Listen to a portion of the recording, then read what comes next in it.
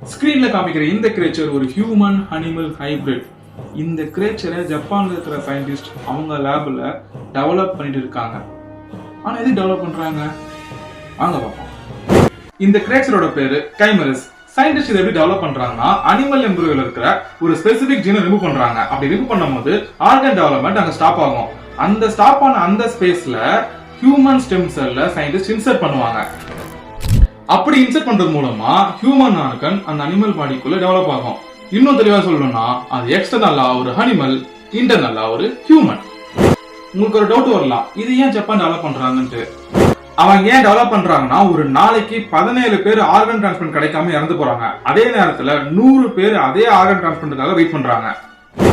இந்த பேரியரை உடைக்க அந்த அனிமல் ஒரு ஹியூமன் ஆர்கன் கேரியரா ஒர்க் ஆகுது. எப்படின்னா, இந்த அனிமலை சயின்டிஸ்ட் ஒரு ஸ்ட்ரிக்டான சூப்பர்விஷன்ல பாத்துப்பாங்க. சோ எப்பெல்லாம் ஆர்கன் தேவைப்படுதோ அப்பெல்லாம் இந்த அனிமல் இருக்கிற ஹியூமன் ஆர்கன் எடுத்து ஆப்ரேட் பண்ணி யூஸ் பண்ணிப்பாங்க. இது எந்த அளவுக்கு சரி தப்புன்னு எனக்கு தெரியல. நீங்க நினைக்கிறீங்கன்னு கமெண்ட் செக்ஷன் சொல்லிட்டு போங்க.